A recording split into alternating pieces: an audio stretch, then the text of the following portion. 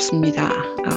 오늘은 정치경제연구소 대한 얼터너티브 렉처 네 번째 순서입니다. 오늘 발표자는 저희 연구소 선임연구위원인 이관용 박사님이시고요.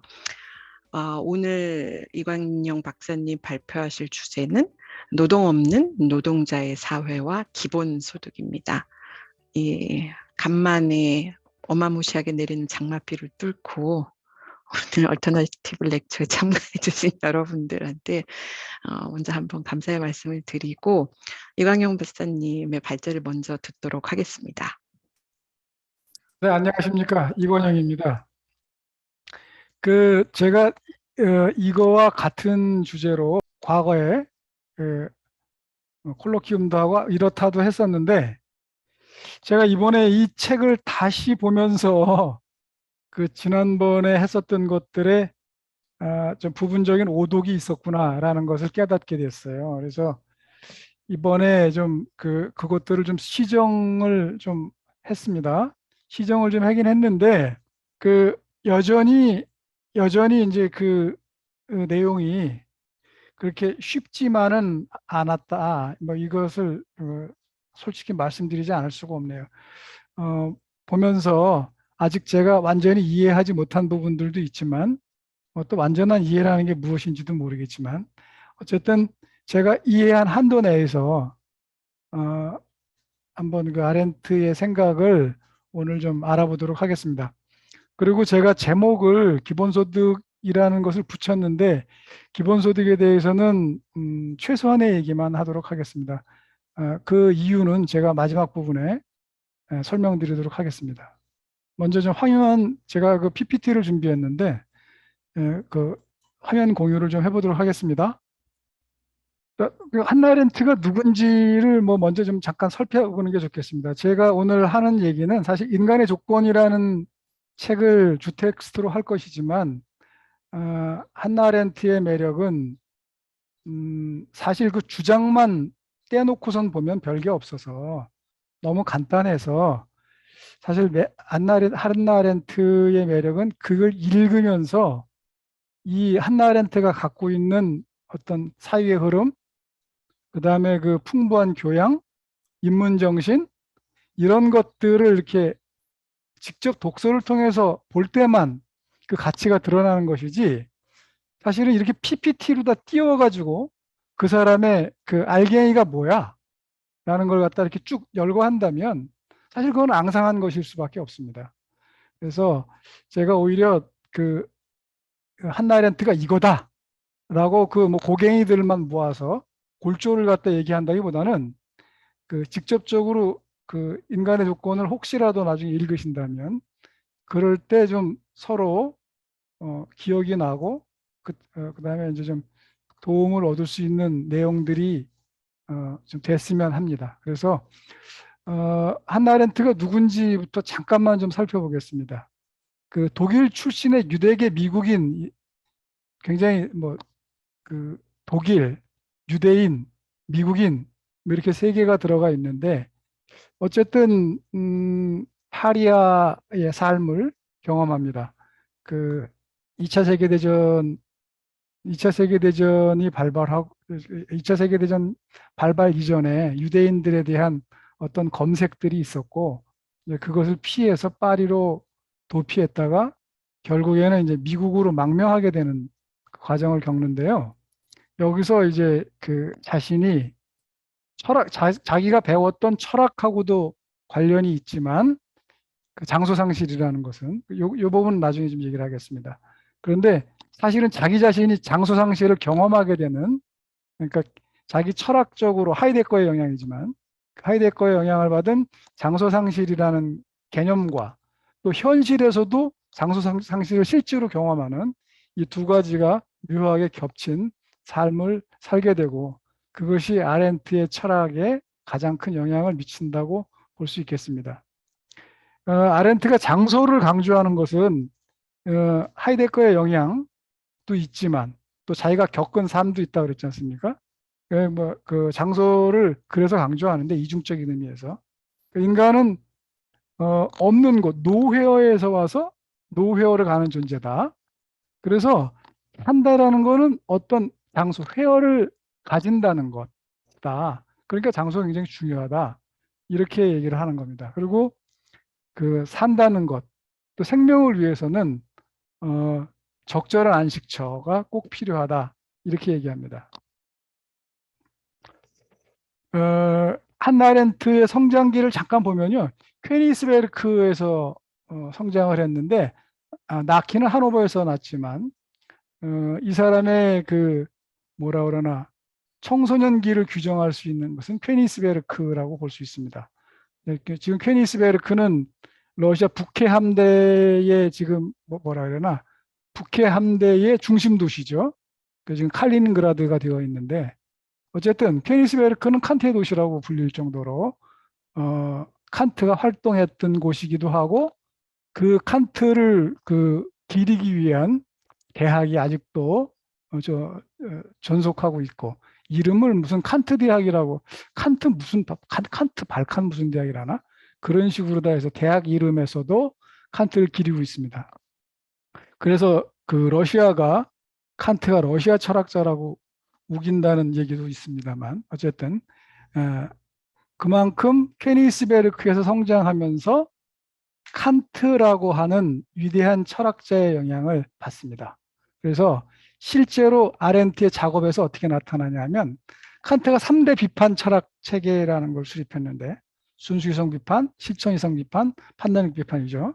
근데 이것을 기반하면서도 전복시켜가지고 자기만의 어떤 독자적인 사상 체계를 수립하는데요. 그것이 이제 사유, 의지, 판단입니다. 그래서 이것은 뭐 정신의 삶이라는 책에서 나오지만 어쨌든 이것이 칸트의 3대 비판 철학 체계의 근거에서 자기 나름대로 수정한 결과다라는 것은 말씀드립니다. 마르부르크 대학을 다녔는데 이제 하이데거의 영향을 받죠. 하이데거는 인간은 세계의 존재라는 것을 강조했는데 소위 뭐 인데어 벨트자인이라고 하는 그래서 아렌트는 그것을 그대로 갖다 쓰지는 않고요.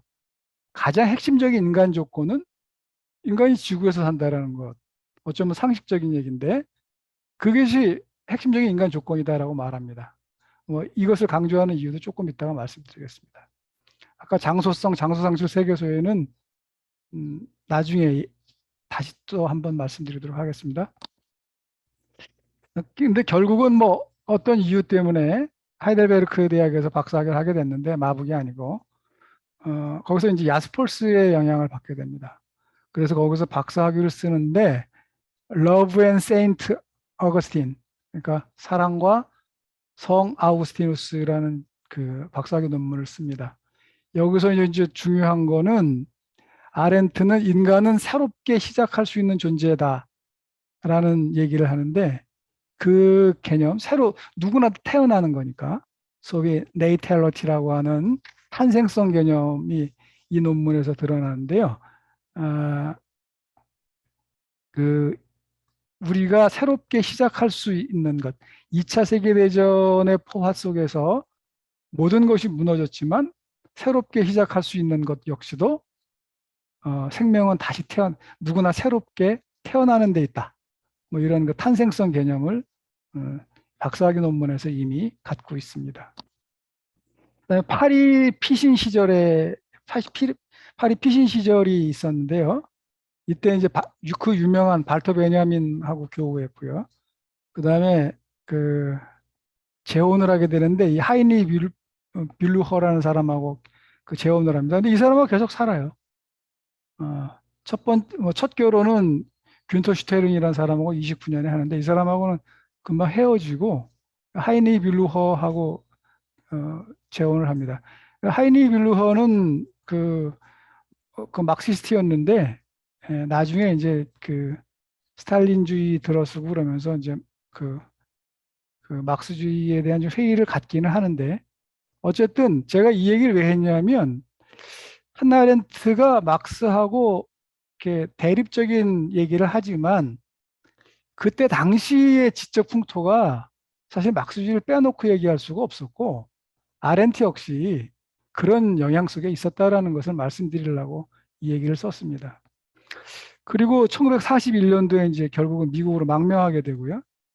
미국은 금방 시민 안 만들어줍니다. 그러니까 아렌트 같은 사람도, 아렌트 같은 고학력자도 한 10년 만에 이제 그 시민권을 획득하게 되는데, 그 시민권 획득하고 프린스턴대 이제 전임 교수로 임명이 됩니다. 그리고 뉴스쿨 for Social Research라는 데서 강연하고 뭐 강의도 하고 그랬는데, 아시다시피 여기서는 이제 아도르노나 그때 이제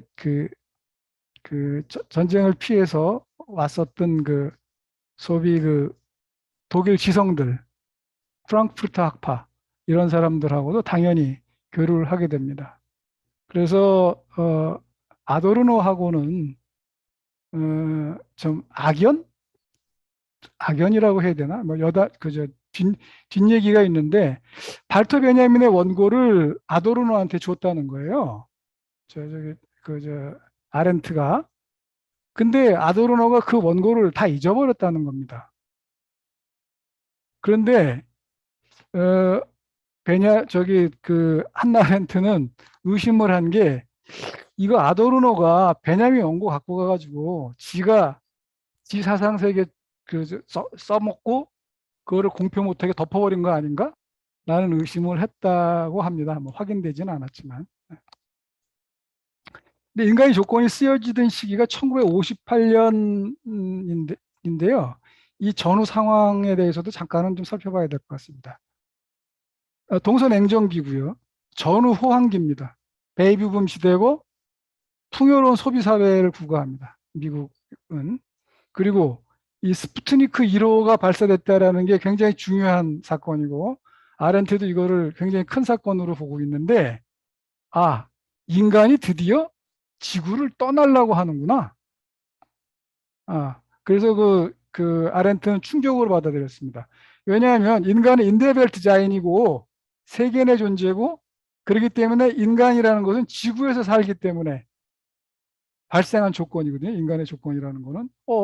근데 이 사람들이 과학을 통해 가지고, 예를 들어서 지동설 뭐 이런 거를 통해 가지고 이 우주의 한 점으로 인간한테 절대적인 공간인 지구를 상대화시키더니 이제는 아예 여기를 떠나려고 하는구나 라는 충격을 받습니다. 아렌트가. 그것을 이제 세계소외, 지구소외라는 개념으로다가 이제 자기의 이론화 작업을 하는데, 뭐 그 얘기는 오늘은 뭐 얘기를 못할 것 같습니다. 그리고 아렌트가 말하고 있는 삶의 분류, 이거는 이제 아리스토텔레스로부터 영향을 받았는데요. 아리스토텔레스는 니코마코스 윤리학에서 사람의 삶의 세 가지 유형을 갖다가 행복과 관련해서 분류하거든요. 근데 이제 아렌트는 이러한 삶의 유형 분류가 다 아름다운 것과 연결된다는 해석을 내놓습니다. 저는 이게 무슨 뜻인지는 정확히는 이해를 못했어요. 근데 어쨌든 여기 지금 이 향락적 삶, 정치적 삶, 관조적 삶, 아리스토텔레스에 의하면 인간 삶에는 이 세 가지 유형이 있는데, 아렌트는 이게 전부 다 아름다움과 연관이 있다고 그러는데, 한번 읽어보겠습니다. 향락적 삶이라는 거는 아름다운 것이 주어지면 그대로 소비하는 육체적 쾌락을 향유하는 삶이라고 하고요. 그 다음에 정치적 삶, 비오스 폴리티코스라고 하는, 이것은 폴리스의 국사에 참여하는 삶을 말합니다. 폴리스에서는 탁월함이 아름다운 행위를 낳는 것으로 여겨졌습니다. 그 다음에 또 마지막으로 아리스토텔레스가 가장 좋은 삶이라고 생각했던 것은 이 관조적 삶인데요. 비오스 테오레티코스인데, 영원한 것에 대한 탐구와 관조에 바쳐지는 철학자의 삶, 영원한 것에 지속적인 아름다움은 인간의 개입에 의해 산출될 수도 없으며 그것들의 소비를 통해 변화될 수 있는 것도 아니다. 이렇게 얘기를 하고 있습니다. 그래서 어쨌든 아렌트는 위 아리스토텔레스의 구분으로부터 인간의 삶을 활동적 삶과 정신적 삶으로 구분합니다. 그런데 그대로다가 받아들인 건 아니고, 정치적 삶은 활동적 삶으로 바꾸고, 그 다음에 관조적 삶은 정신적 삶이라는 말로다가 바꿔서 받아들입니다. 다시 강조하지만 아렌트는 아리스토텔레스의 분류로부터 삶의 분류로부터 이제 모티브를 얻고 이는 있지만 관조적 삶을 최고의 삶으로 여기는 아리스토텔레스의 입장에는 반대하는 것입니다. 그래서 비타 콘템플라티바는 사실 관조적 삶이란 말이에요. 근데 이것을 아렌트는 정신의 삶이라고 고쳐서 자기 이론화를 시키고 있습니다.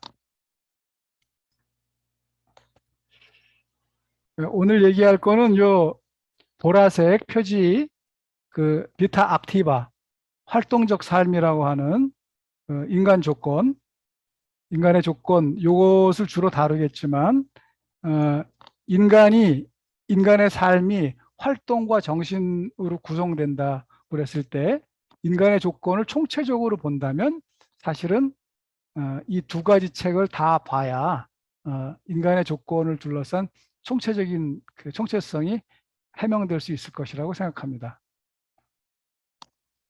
그래서 그 우리가 오늘 살펴볼 그 인간의 조건에서는 그 활동하는 존재로서의 인간의 조건, 즉 노동, 작업, 행위를 다룰 거고요. 오늘 다루진 못하지만 그 정신의 삶에서는 사유, 의지, 판단 이렇게 그 칸트 체계를 갖다 받아들여서 자기 나름대로 소화한 그 철학 체계를 내놓고 있습니다.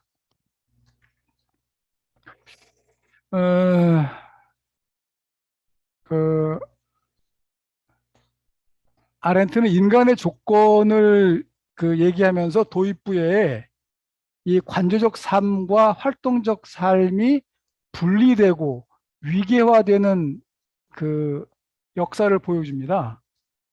그러니까 원래 폴리스에서 삶이라는 것은 활동적 삶 혹은 정치적 삶이었는데 이제 그것이 평가절하되고 소위 그 관조적 삶에 대해서 더 높은 그 가치를 부여하는 그러한 분리가 일어나고 또 위계화가 발생하는 과정을 아렌트는 다루고 있는데요. 먼저 영원성과 불멸성이 다르다는 점을 보여줍니다. 근데 이 영원성하고 불멸성을 구분하는 기준이라는 것은 그 어떤 것이 영속한다고 그랬을 때 그것이 영속하고 지속하는 것이 피 안에서 이루어지느냐, 즉 현실을 초월한 영역에서 이루어지느냐 아니면 차안, 이 세계에서 이루어지느냐에 있습니다. 그래서 영원성이라는 것은 철학자가 추구하는 영원한 진리에 대한 관조의 세계나 그 종교에서 말하는 초월적 신의 영역에서의 영속입니다. 이것은 활동과는 전혀 관계가 없죠. 이건 오히려 그 사유, 말 그대로 관조에만 관계가 있고 사유하고 관조할 때 사람은 무슨 활동을 하지 않지 않습니까? 그래서 이건 활동과는 관계가 없는 거예요. 영원성이라는 것은. 근데 이제 불멸성은 시간적으로 영속하고 지상과 이 세계에서 죽지 않는 삶을 의미합니다. 이것은 활동과 관계된다고 보는데요. 그리스인들은 이러한 불멸성을 자연과 올림피아 신들에게 주어진 것으로 이해합니다. 그래서 그리스의 신들은 불멸성 이외에는 인간과는 다 같죠. 그리스 철학하고 기독교에 의해서 양자의 위계화가 이루어졌는데 소위 그 관조에 대해서 우위를 관조를 우위에 놓는 가치 평가가 이루어졌는데요. 서양 철학의 기원은 탈레스고 서양 정치 철학의 기원은 플라톤입니다. 그런데 아이러니하게도 서양 정치 철학의 기원이 플라톤임에도 불구하고 플라톤은 관조가 우월하다는 관점을 내세웁니다. 그래서 서양 정치 철학의 시작은 아이러니하게도 활동적 삶이 아니라 관조적 삶이 우월하다는 관점의 수립입니다. 그래서 플라톤은 폴리스에서의 삶을 이상적으로 재조직화하려고 해요. 그 이유는 뻔하죠. 소크라테스가 죽임을 받지 않습니까? 그래서 이 데모스의 지배, 소위 그리스 민주주의가 이게 웃기는 거다. 이거 갈아엎어야 돼. 이렇게 생각을 하는 거예요. 그래서 이를 위해서는 철학자 혹은 철일 왕이 탁월한 통찰력, 이것이 곧 그 관조 능력이겠죠. 이것에 의해서 지도를 받아야 된다고 생각하게 됩니다. 플라톤과 아리스토텔레스는 사실 철학적으로 여러 가지 그 대립점이 많은 사람임에도 불구하고 이 관조에 대한 입장은 똑같았어요. 아리스토텔레스도 관조적 삶을 최고의 삶으로 여깁니다. 그 아리스토텔레스에서 그 정치적 동물, 소위 존 폴리티콘이라는 유명한 말이 있지 않습니까? 인간은 정치적 동물이라고 하는. 근데 여기서 이제 정치적 동물을 중요하게 여겨서 정치는 동물들 중에서 인간만 하는 거니까 인간만의 특징이고, 그 다음에 이제 거기에 어떤 자유의 여지가 있다. 인간이 지니는 자유의 여지가 있음을 인정합니다. 그렇지만 그래도 관조적 삶보단 못하다. 이렇게 생각하거든요. 아리스토텔레스도. 그래서 이 플라톤하고 아리스토텔레스, 이 절정기 서양 고전 철학인데, 플라톤하고 아리스토텔레스가, 이 사람들은 결국은 폴리스를 그동안 지배해왔던 원리, 행위 혹은 정치죠.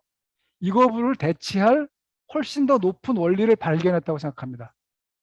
그래서 이제부터 소위 철학과 정치, 관조적 삶의 대표는 철학이고요. 정치의 대표는 활동적 삶인데 이 양자 간의 고륙상쟁이 시작됩니다. 이것은 이론적으로도 그러하지만 실제로 그리스 사회를 격돌로 몰아넣습니다. 그래서 그리스가 망하지 않습니까, 나중에? 그래서 이 철학과 정치의 고륙상쟁 혹은 불화, 뭐 이런 것들은 오랜 철학이건 정치학이건 사회과학이건에서 오랜 논란의 대상이었습니다. 지금도 그러하고요. 아시다시피 중세 기독교 역시, 이것도 뭐 그 깊은 얘기들이 있지만 생략하자면, 중세의 기독교 역시 영원성을 추구했죠. 그 헛되고 헛되니 모든 것이 헛되도다. 지상에서의 삶이라는 것은 불멸성? 그것도 웃겨. 지상에서의 추구라는 건 다 헛되고 불필요한 거야. 이런 그 서양 정신에서의 관조의 우위가 이제 그리스 철학을 통해서도 그렇고 기독교를 통해서도 그렇고 자리 잡게 됩니다. 플라톤에서 핵심 이데아론 아닙니까? 그 다음에 그 기독교에서 핵심은 천국이잖아요. 천국 가는 거잖아요. 구원받아서 천국 가는 거. 뭐 사실은 철학적 개념으로서의 이데아가 존재론화되고 종교화되면 그게 천국이지 뭐. 그렇죠? 그래서 어쨌든 이러한 그 눈에 보이지 않고 이 세계에 있지 않은 어떤 영원한 세계, 그것이 이데아건 천국이건 그것을 추구하는 것이 인간이 추구해야 될 가장 지고한 것으로다가 여겨지게 되는 것입니다. 이를 통해서 그리스 철학과 기독교를 통해 가지고. 근데 이제 아렌트가 정작 지적하고 싶은 거는 이 부분인데, 이런 불멸성의 추구라고 하는 정신은 근대에서도 여전히 망각됐다고 합니다. 오히려 근대에 이제 세속화가 진행되기 때문에 행위하고 관조 사이의 위계 질서는 전도돼요. 뭐 관조가 더 그 위대하다, 뭐 이렇게 생각하는 사람이 어디 있어요? 다 뭔가 그 행위에 나서서 뭔가 획득하고 이래야 되는 것 아니에요. 그래서 위계 질서는 전도되고, 이론적으로다가 특히나 막스하고 니체에 의해서 행위와 관조 사이의 전통적인 위계 질서가 전복된다고 아렌트는 얘기하는데, 그럼에도 불구하고 활동적 삶에 대해서 어, 어, 이때 이제 활동적 삶은 협의의 활동적 삶으로서 정치를 말하는 건데, 그리스적 의미의 정치를 회복하려는 흐름은 결국 없었다는 거예요. 그래서 그러한 방식의 그리스 사람들이 추구하던 불멸성의 방식으로는 나아가지 못했다라는 거예요. 아렌트는 막스하고 니체를 통해서도. 근데 막스하고 니체는 왜 그러면은 불명성 추구, 활동적 삶의 방향으로 못 나갔냐면 이 사람들이 둘 다 공이 하나의 포괄적인 원리 없이는 어떤 질서도 확립될 수 없고 모든 인간 활동에서 핵심적인 지위를 차지하는 어떤 것이 있어야 한다는 가정. 뭐 예를 들면 이건 뭐 철학적으로는 토대주의, 정추주의라고 할 수 있는데 어떤 하나의 토대로부터 모든 것들을 설명하거나 파생된 것으로 이해하는 것이 토대주의 정초주의인데요. 이 가정 때문에 그렇다는 거예요. 그래서 중세에는 그 지위가 고중세 때는 관조에 있었지만 마크스에서는 노동으로, 니체에서는 의지로 바뀌었을 뿐이다. 이렇게 얘기합니다. 이제 니체는 소위 힘의 의지라는 얘기를 하잖아요. 네. 그래서 뭐 마크스에서는 노동이고 이제 그것이 활동적 삶이라고 그러니까 행위와 관조 사이의 위계질서가 뒤집혀서 행위를 우위에 놓는 것으로 바뀌었지만 그것이 공동체 내에서 말과 행위를 통한 자기 드러냄이라는 의미의 정치로 이어지지 않고 막스는 노동을 핵심 원리로 니체는 힘의 의지를 핵심 개념으로 삼아서 설명했기 때문에 정치로까지는 나아가지 못했다. 이렇게 아렌트는 얘기합니다. 근데 왜 보통 인간의 본질, 인간의 본성이 뭐냐라고 하는 게 이제 철학적 물음인데 인간이란 무엇인가라는 예를 들어서 그게 이제 아주 큰 철학적 질문 중에 하나죠. 그런데 왜 아렌트는 인간의 조건이라고 얘기를 하느냐? 방금 말씀드렸다시피 철학과 정치의 고륙 상쟁과 연관이 있는 겁니다. 인간의 본질, 본성을 정의하려는 것은 결국은 하나의 것, 어떤 최고의 원리, 하나의 그 토대, 하나의 정초석에 기반해서 설명을 인간은 이런 존재야라는 거 설명하는 것이 되니까 결국은 어떤 신적인 것, 영원적인 것 이것으로 나아간다. 그렇기 때문에 이 세계 내에서 무엇이 찾아지지 않고 결국 인간의 본질 본성을 정의하려는 그 작업들, 이 철학적 작업은 영원성 쪽으로 가지 않았느냐 그동안. 그래서 나는 그 오류를 똑같이 범하고 싶지가 않아. 그래서 인간의 조건을 따질 거야 나는. 이렇게 얘기하는 겁니다. 그래서 아렌트는 인간 본성에 대한 정의를 거부합니다. 예컨대 이거 실제로 이거 뭐 저기 아렌트가 들고 있는 예예요. 나는 막스처럼 말이야 인간 본성 뭐 가퉁스 배제니니 이런 말을 안 할 거야. 가퉁스 배제는 인간은 유적 존재다. 혹은 뭐 배제는 여기선 존재라고 번역해야 되지만 뭐 다른 말로 하면 유적 본성, 유적 본질 뭐 이렇게도 번역할 수 있겠죠. 그 인간 본성에 대한 규정 같은 정의는 나는 안 할 거야. 왜냐하면 인간의 본성은 정의할 수 없어. 인간은 정형화되어 있는 게 아니야. 인간은 누구나 다 다르다는 면에서만 동일하기 때문에 하나로 다 정형화할 수 없어요.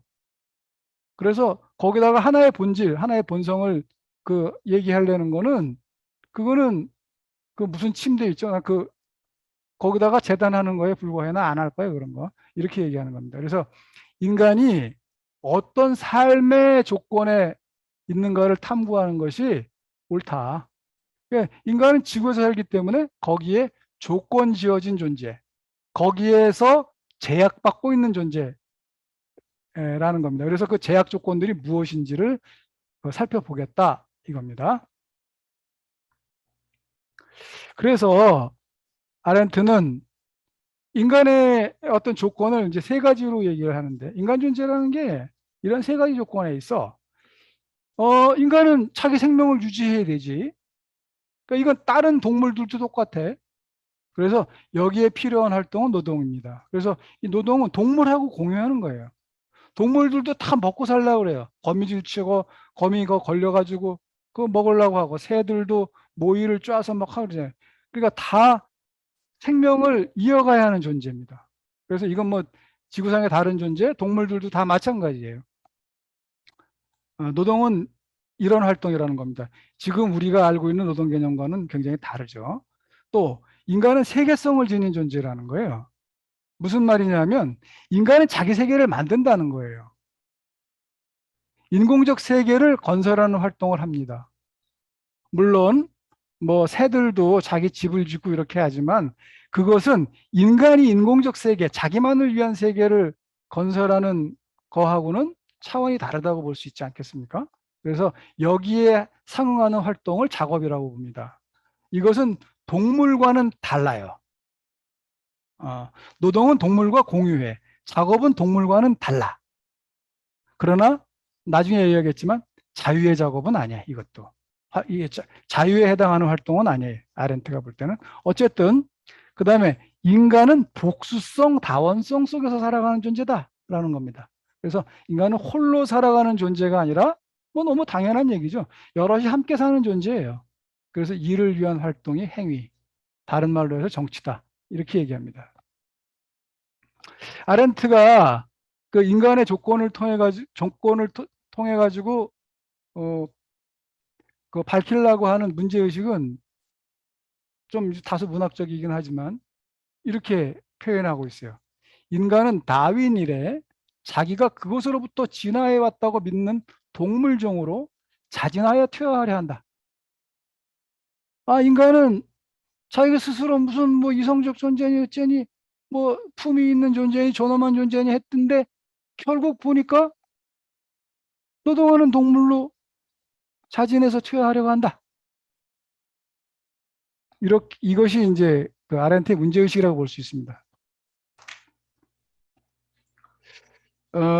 그러면 이런 문제의식이 있는데 그러면 이런 문제의식을 보는 관점이 있어야 될 것 아닙니까? 그러면 어디서 도대체 인간의 활동이라는 것이 원래 세 가지가 있다는 것서부터 노동 작업 행위로 있다는 것 세 가지가 있다는 것부터 또 그것이 어떻게 진행되어 왔었는지 원형은 무엇인지 원형이란 말은 아렌트가 싫어하겠구나. 원래 고대 그리스에서는 어떻게 되었는지를 천착해 들어갑니다. 그래서 그때에 했었던 노동작업 행위와 현대에서의 노동작업 행위가 얼마나 많은 왜곡을 겪게 되었는지를 보여주는 방식으로 아렌트는 인간의 조건을 전개하는 겁니다. 그래서 고전적인 뭐 본래적이라면 해도 될런지 하여튼 아렌트는 고전적이면서 본래적이라는 의미를 둘 다 갖고 있다고 보는데 노동은 동물과 공유하는 활동이고요. 그럼에도 불구하고 근대에 들어서 인간은 모든 활동을 노동으로 환원함으로써 노동하는 동물로서의 퇴화된 삶에 안주하려 한다. 인간 활동의 세 차원이 지닌 본래적인 의미를 밝혀서 좋은 삶, 품위 있는 삶, 인간의 존엄성을 회복하도록 호소하고자 한다. 이것이 아렌트의 문제의식이라고 하겠습니다. 제가 적절한 제목을 달지 못해서 또 문제제기라는 표현을 썼는데 아렌트가 자기 얘기를 어떻게 전개시켜 나가는지를 좀 더 구체적으로 지금까지의 얘기를 좀 정리도 하면서 같이 얘기하도록 해보겠습니다. 아까 말했듯이 아렌트는 1951년에 미국 시민이 돼서 이제 파리아의 삶에서 벗어납니다. 미국은 전후 호황기에 진입해서 백인 노동자 중심의 중산층이 두터워지고 이들 중산층을 중심으로 소비사회를 부과하게 됩니다. 아렌트는 이런 사회 분위기에서 완곡하게 말해서 대중문화, 대중사회가 도래했다라고 말합니다. 이건 아렌트의 표현이에요. 근데 완곡하게 말했는데 이건 이제 바바라 크루거 제가 여기 그 1987년 작품인데 나는 소비한다, 나는 쇼핑한다, 고로 존재한다. 데카르트를 전복시킨 건데 나는 사유한다, 고로 존재한다를 전복시킨 건데 그 사회를 선취하고 있습니다. 그 문제의식을. 근데 아렌트가 완곡하게 말했다 그러는데 노골적으로 말하자면 안락, 컴포트를 이상으로 삼는 노동자 사회의 도래를 목도하며 이를 아리스토텔레스가 말하는 저열한 삶인 향락적 삶의 징후로서 진단하는 것입니다. 이에서 벗어나려는 모색에서 탄생한 것이 인간의 조건입니다.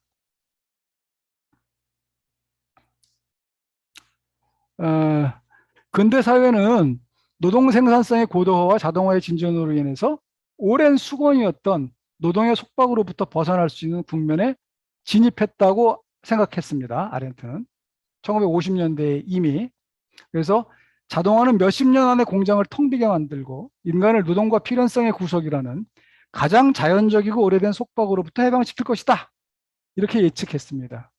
그래서 근대는 이론적으로 노동을 예찬할 뿐만 아니라 실제로도 모든 사회를 노동하는 사회로 변형시켜 놓았다. 그래서 근대 사회는, 아니 현대 사회는 노동자의 사회라고 규정할 수 있다, 이렇게 얘기합니다.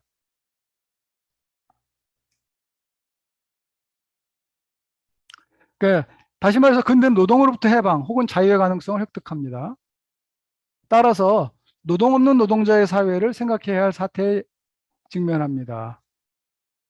근데 문제는 이 사회가 노동으로부터의 자유가 목표로 해야 할 보다 고차적이고 의미 있는 인간 활동을 더 이상 알지 못한다는 데 있다는 것입니다. 아까 말했듯이 근대에 들어서 인간 활동의 세 가지 구성 요소인 노동, 작업, 행위 간의 경계는 사라지고 모든 활동이 노동으로 환원됨으로써 이제 인간에게 남아있는 유일한 활동은 노동뿐이기 때문이라는 것입니다. 이것이 최악의 사태인 것은 분명하다고 합니다. 왜 최악의 사태인지는 아까 말했죠. 아리스토텔레스 얘기하면서. 아렌트는 노동으로부터의 자유가 노동으로부터 자유가 올 것 같은데 그렇다고 삶이 자유스러워질 것 같지는 않다. 그래서 노동으로부터의 자유는 삶의 자유를 위한 필요 조건이지 충분 조건일 수는 없다고 보는 겁니다.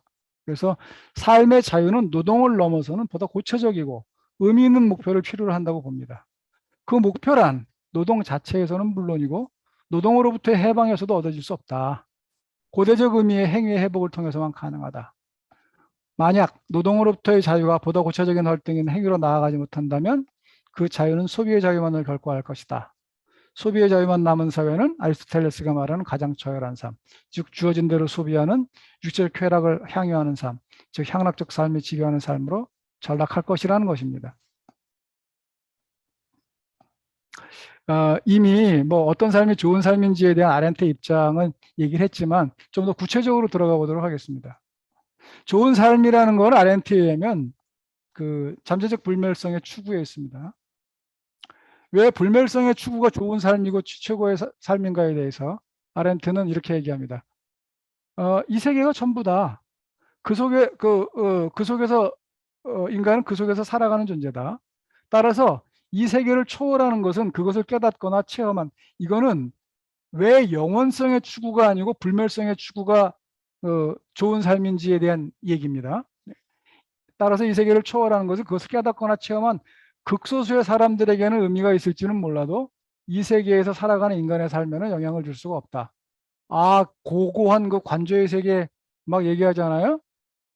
그런 거? 그래, 당신들한테는 의미 있겠지만 그냥 여기서 현실에서 살아가는 나한테는 별다른 의미가 없어. 다른 인간들한테 뭐 영향을 줄 수가 있나? 당신만 변화시킬 수는 있을지 몰라도, 이렇게 얘기하는 겁니다. 고매한 어떤 본질을 봤다고 생각하는 사람들, 본질을 관조했다는 사람들, 영원성을 봤다는, 영원성의 심연을 경험했다는 사람들, 그건 뭐 당신들한테나 의미가 있다. 나한테는 의미 없다. 그리고 아마 대다수의 사람들한테도 의미가 없을 것이다. 이렇게 얘기하는 겁니다. 그래서 아렌트 영원성이 어떤 의미로 보든 이 세계를 초월함, 벗어남, 떠남이라는 의미를 지닌다고 보기 때문에 자기 관심 받기라고 합니다. 실제로 철학자들은, 고매한 철학자들 중에는 철학은 죽음의 연습이라고 하는 사람들도 있었습니다. 영원성이라는 건 뭐 죽음하고 관련된 거니까. 그래서 아렌트가 인간의 조건이 무엇인지를 해명하려는 것은 이 세계에서 살아가는 인간이 피할 수 없는 전제, 인간 삶의 전제 조건을 살펴보려는 것입니다. 자꾸 똑같은 얘기가 반복되지만 일부러 그러는 거니까 좀 양해해 주십시오. 인간은 죽을 수밖에 없는 존재지만 자신의 유한한 삶을 넘어서서 이 세계에서 자신이 할 수 있는 뭔가를 남기려고 합니다. 즉 잠재적 불멸성을 추구할 수밖에 없습니다. 그것이 인간의 조건이며 또한 그것이 인간이 살 수 있는 최고의 삶입니다. 물론 아렌트가 말하는 불멸성은 개인의 불멸성이냐? 그런 것 같지는 않습니다.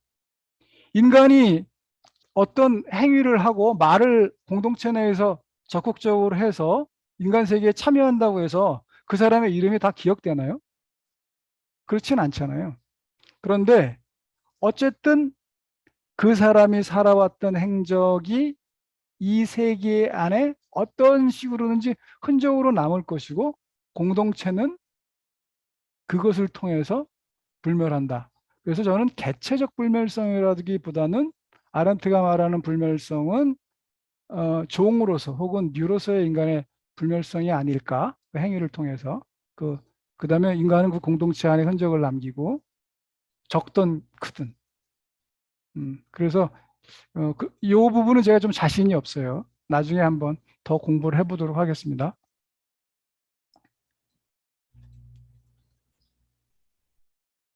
이거 왜 안 넘어가지? 넘어갔네. 뭐 정치 회복해야 된다는 거고 좋은 삶이라는 건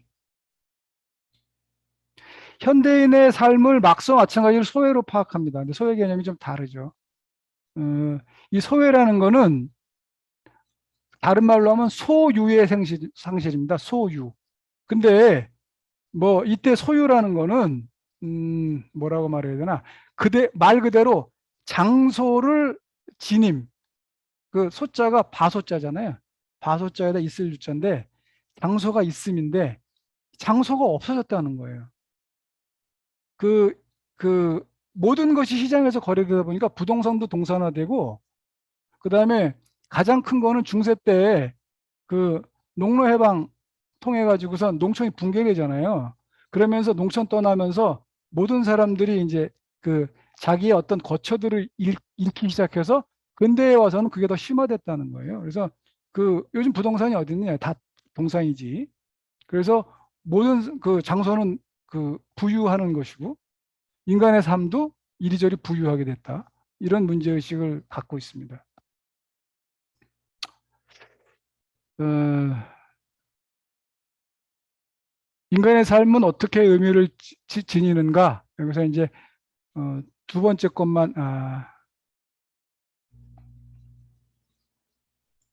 그래서 인간이 소외 혹은 소유에서 소유를 상실했다. 그것이 곧 장소의 상실이고 세계의 상실인데 소외는 이제 자기를 드러낼 자유를 빼앗긴 삶을 말하는 거고요.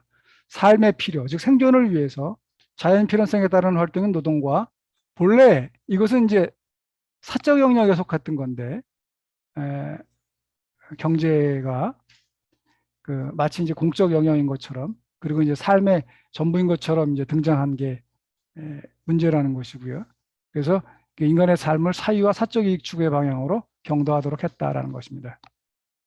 노동에 매몰된 삶의 문제는 근본적으로는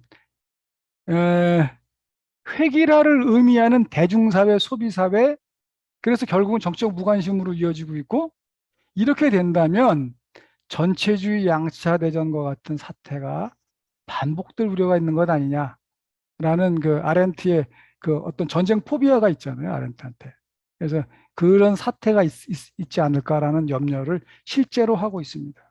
아렌트에서 이제 노동이라는 거는 인간 신체의 생물학적 과정에 상응하는 활동이다. 그러니까 인간이 생명을 유지하기 위해서는 필수적인 혹은 필연적인 활동이다. 근데 우리 생명이라는 거는 탄생과 죽음이라는 자연적 순환운동에 의해서 지배되고 있잖아요. 그러니까 노동은 생명을 존속하기 위한 활동으로서 생산과 소비라는 끊임없이 반복되는 순환 과정에 노출되어 있다. 그래서 노동의 산물은 즉각 소비된다. 노동은 언제나 똑같은 순환 속에서 움직이며 이 순환은 생명주기체의 생물학적 과정에 의해 규정된다. 그러니까 뭐 어렵게 말할 거 없이 쉽게 말하면 인간 먹고 살아야 된다. 그래서 먹고 사는 거를 충족시키는 활동. 그래서 인간이 의식주가 어, 의식주가 필요하다고 그랬을 때 주로 이제 가장 기본적인 식과 관련된 활동과 관계가 있다고 할 수 있겠습니다. 그래서 현재적인 의미로 볼 때는 이제 가사노동, 돌봄노동에 해당된다고 말할 수 있겠습니다. 아렌트가 이렇게 말하는 건 아닌데 제가 아렌트의 말로서 판단컨대는 이렇게 해석할 수 있다는 뜻입니다. 이 작업은 목적을 달성하기 위한 수단을 만들어내는 활동을 가리킵니다. 자연과 구분되는 인공적인 세계를 만들어내는 활동이고요. 작업은 특정한 목적에 지배되는 활동입니다. 작업의 산물은 소비되는 것이 아니라 사용되는 것이고요. 작업은 특정한 사용 목적에 맞는 수단으로서의 대상을 제작하는 활동입니다. 장인이나 제작자, 소위 호모 파베르가 하는 활동이죠. 작업의 산물은 노동의 산물과는 달리 상당 기간 지속성을 지녀요. 그러니까 여기는 이제 대개 옷, 그다음 생활 물품, 주택, 의자, 이런 것들이에요. 이런 거 만들어내는 활동이죠. 쉽게 말하면. 네. 그 영어로 레이버하고 웍을 구분하기가 참 어려워요. 영어로는. 근데 이제 특히 독일어 아르바이텐이라는 데는 사실 레이버와 웍이 완전히 다 합쳐져 있는 개념이라고도 볼 수 있거든요. 아르바이텐이라는 거는. 그래서 노동을 아렌트가 아르바이텐이라고 하고 작업을 헤어슈텔렌이라는 표현을 썼어요. 헤어슈텔렌은 이런 말이거든요. 헤어가 화자 쪽으로 뭘 갖고 오는 거예요. 그러니까 여기서 저쪽으로 가는 건 흰이고 이렇게 오는 건 헤어인데 슈텔렌은 앞에서 이렇게 놓는 거예요. 그러니까 내 앞으로 가져다 놓는 거야. 그러니까 프로듀스 한다는 거랑 비슷하죠. 생산해 놨네가. 프로도 내 앞으로다 뭔가를 이렇게 내놓는 거잖아요. 헤어 슈텔렌도 이제 그런 건데 그래서 작업이라는 거는 생산, 제작 이런 거예요. 그다음에 이 액션과 한델린도 이게 일치되는 건지는 모르겠는데 하여튼 뭐라고 제가 설명할 만한 과학 실력이 없어서 느낌은 있으나 그 행위라는 거는 말 그대로 인간 세계에 참여해서 함께 살아가는 방식을 규정하는 정치 활동입니다. 사물이나 물질의 개입 없이 인간 사이에서 직접적으로 수행되는 유일한 활동이고요. 노동이나 작업은 사물이 개입하잖아요. 노동도 만들어 먹을 거를 만들려면 자연에서 뭔가 채취해 와서 그걸 가지고 해야 되니까 사물이나 물질이 개입하고 작업도 마찬가지죠. 의자 만들려면 목재 가지고선 해야 되고 그러니까. 근데 이제 이런 것이 없이 이거는 순수하게 인간 사이에서만 직접적으로 이제 수행되는 유일한 활동이고요. 복수의 인간들이 지구상에 살고 세계에 거주하기 때문에 필요한 활동이지 나 혼자 산다면야 이게 뭐하러 필요하겠습니까? 그래서 유일하게 자유로운 활동이라고 합니다. 이제 아렌트는 노동이라는 거는 자연 필연성 혹은 생물학적 필연성에 묶여 있는 거죠. 배가 고프다, 먹어야 된다라는 필연성이죠. 그 다음에 이제 작업이라는 거는 목적 필연성. 나 앉을 거를 만들어야 돼. 앉고 싶은데? 그러면 이제 그런 필연성에 의해서 작업을 하잖아요. 근데 아렌트는 인간은 이 노동이나 작업이나 이건 둘 다 필연성에 묶여 있지만 인간은 행위하는 동안만 행위를 통해서만 자유라라고 얘기합니다. 이 말은 조금 더 새겨서 얘기할 필요가 있는데 행위하는 동안만 행위를 통해서만 자유라는 것입니다. 행위라는 건 지속되는 행위는 그 결과가 그렇게 뭐라 그래야 되나 뭐를 산출해내질 않아요. 가시적인 무엇을 산출해내지 않습니다. 노동하고 작업은 가시적인 무엇을 산출해내죠. 그래서 이 행위라는 것은 머릿속으로 굴려가지고서는 이게 원인 결과처럼 딱 떨어지는 뭐가 안 나와. 그러니까 이 행위의 어려움 때문에 많이 아는 사람들은 플라톤 같은 사람들은 야 행위 웃기지 마라 그냥 통치해라. 명령해. 이거로 가게 된다는 겁니다. 자기가 더 똑똑하게 잘 아니까. 그러니까 니들 개입하지 말고 니네 잘 모르는 애들은 개입하지 마. 그냥 우리가 생각해 보니까 그 여기 나서지 마, 행위하지 마 이렇게 된다는 거예요. 근데 아렌트는 인간은 행위하지 않으면 그건 노예다라는 거예요. 행위하는 동안만, 행위 안 하면, 행위 안 하는 동안은 행위를 통해서만 인간은 자유다. 그 유일하게 이제 타인과 함께 있는 거죠. 즉, 어, 그 아렌트에서 노동은 그 사회적 노동이 아니기 때문에 노동은 혼자서 이루어지는 것, 주로 이제 가게에서 이루어지는 것이니까 사적 영역에 있는 거고, 작업도 작업자의 그 작업은 고독한 작업이잖아요. 자기가 고립된 데 앉아서 작업장에 앉아서 이제 해야 되는 거니까. 그래서 이 둘 다 사적 영역에서 이루어지는 거다. 근데 행위만은 공적 영역에서 이루어진다. 그러니까 아까도 잠깐 언급했지만 사람은 다른 어느 누구와도 동일하지 않다는 점에서만 동일하다. 그래서 이런 다원성이 정치적 삶의 필요 조건이자 가능 조건이다. 이렇게 얘기를 하는 겁니다. 아렌트가 활동적 삶을 분류하는 기준은 뭐 여러 가지가 있을 수 있어요. 뭐 지속성과 영속성의 그 관점에서 노동의 산물은 즉각 소비되기 때문에 지속성이 없지요. 근데 작업의 산물은 사실 안 부서지면 의자 같은 거 되게 오래 가잖아요. 그러니까 이거는 사실 지속성이 있습니다. 그래서 지속성, 영속성은 노동과 작업을 분류할 때 이제 그 적용하는 기준이고요. 그 다음에 이제 사적 영역과 공적 영역이라는 그 분류 기준도 있어요. 여기서는 노동은 필요에 의해서, 작업은 목적에 의해서 규정되는 어떤 사적 영역에서의 작업이고, 행위만 공적 영역에서 이루어지는 작업이다. 그래서 이 두 개를 나누고요. 또 자유와 필연성. 그러니까 뭐 제가 이 얘기는 여러 번 했으니까 그 생략하도록 하겠습니다. 그 자유와 필연성의 관점에서도 볼 수 있는데, 인간한테 그 두 가지 활동은 그 필연성의 활동이지만 이제 행위만 이제 자유의 활동이다. 그래서 이 두 가지를 나누는 기준이 됩니다. 네, 제가 요 정미라 선생, 전남대 정미라 선생이라는 분이 그 제가 논문을 쓰려다 보니까 내가 쓰려는 걸 다 써놓으셨더라고. 그래서 제가 좀 인용을 했습니다. 시간 관계상 그래도 한번 읽겠습니다. 작업의 내용을 포함하는 전통적 의미의 포괄적인 노동 개념을 아렌트가 지속성과 목적성을 지니고 인간적인 세계를 만들어내는 작업과 생산과 소비의 순환 과정에 있는 노동으로 구분하는 것은 그녀의 정치 철학적인 체계 속에서 큰 의미를 지니고 있지는 않다. 아렌트의 정치 철학은 노동이 지배하는 필연성의 영역과 행위에 의해 표현되는 자유의 영역이라는 이분법적 사유에 근거해 있기 때문이다.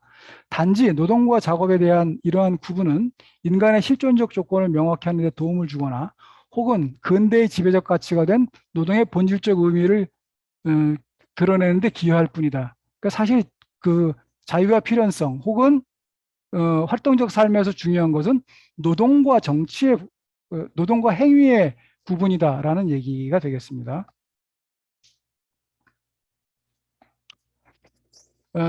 이런 식으로 사실 아렌트의 인간의 조건을 나름대로 내가 수미일관한 체계로서 제시하지 못했고 어떤 에피소드처럼 이렇게 진행을 해왔는데요. 이것이 뭐 그 듣는 입장에서 불편하실 수는 있을지 모르겠습니다. 어쨌든 이상의 그 논의를 통해 가지고 앞으로 이제 뭐 검토해봐야 될 과제 혹은 뭐 결론 같은 거를 간단히 써봤습니다. 아렌트가 유행하게 된 거는 뭐 아시다시피 냉전 해체 이후 그러니까 소비에트 몰락이나 뭐 이런 여러 가지 사건들이 있었죠. 그래서 이제 다원성과 민주주의에 대한 관심이 커졌잖아요. 그러면서 아렌트가 써놨던 글들이 오히려 나중에 당시에도 뭐 반향을 크게 일으키긴 했습니다만 나중에 막 역수입돼 가지고 우리나라에서 지금까지도 유행을 하게 된다고 봅니다.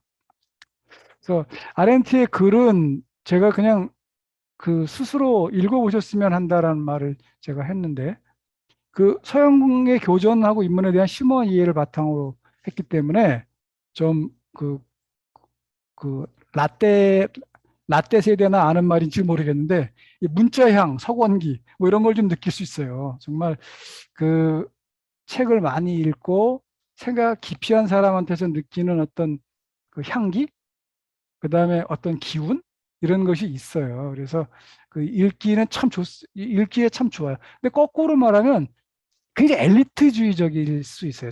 본인은 엘리트주의를 배격하려고 하는데도 불구하고 어쩔 수 없어.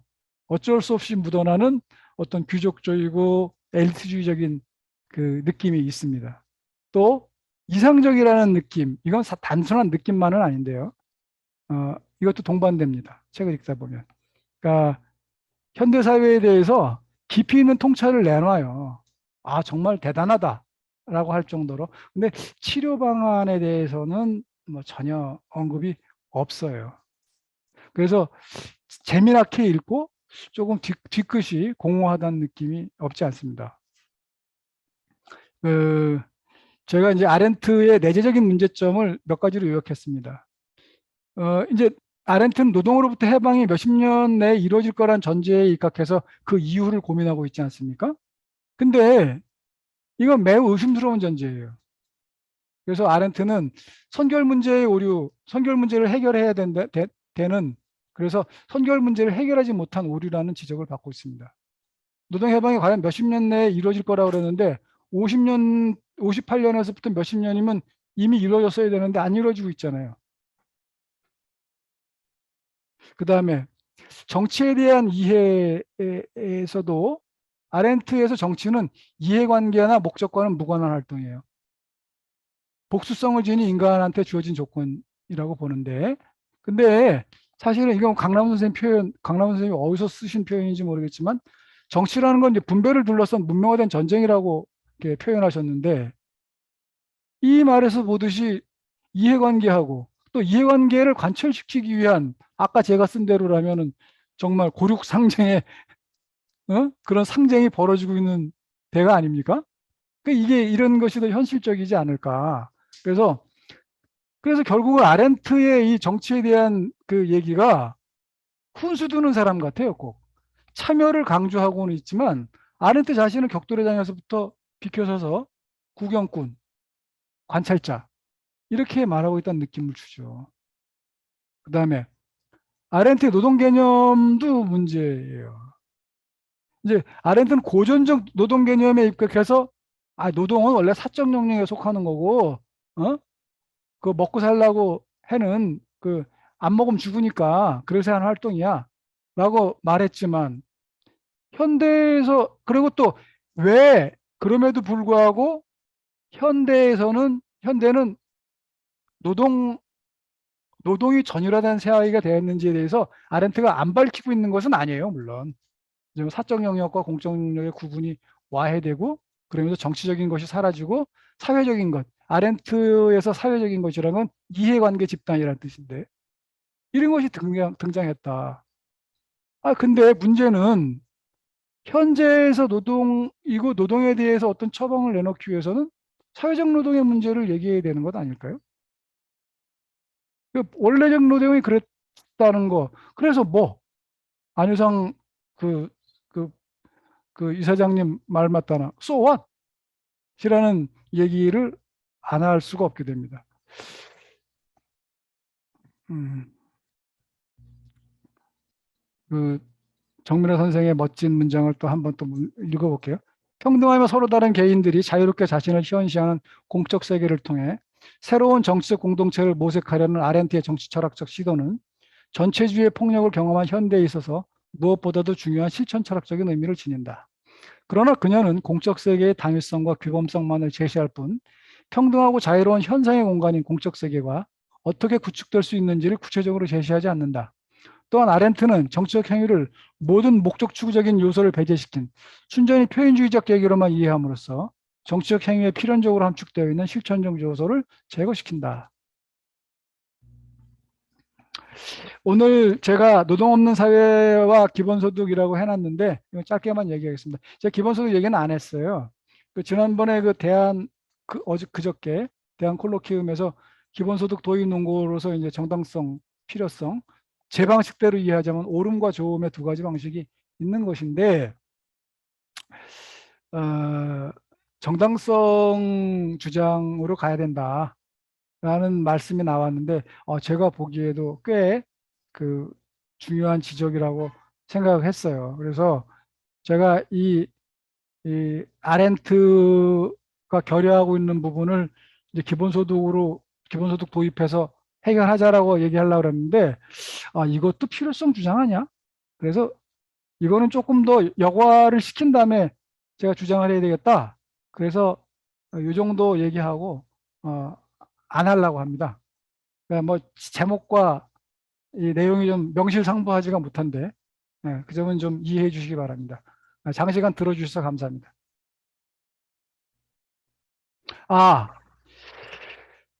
이거는 뭐 제가 RNT의 문제의식보다 금민 소장님의 문제의식이 훨씬 더 현실에 와닿지 않느냐? 이 얘기를 좀 하고는 싶었어요. 네, 그만하겠습니다. 네. 이관용 박사님 발제 하시느라 수고하셨고요. 잘 들었습니다. 오늘 다 장시간 경청해 주시고 논의에 참여해 주신 여러분들한테 감사 말씀 드리고요. 이제 드디어 비가 그쳤습니다. 많이 상쾌해졌는데요. 제 4차 얼터너티브 렉처를 마치도록 하겠습니다.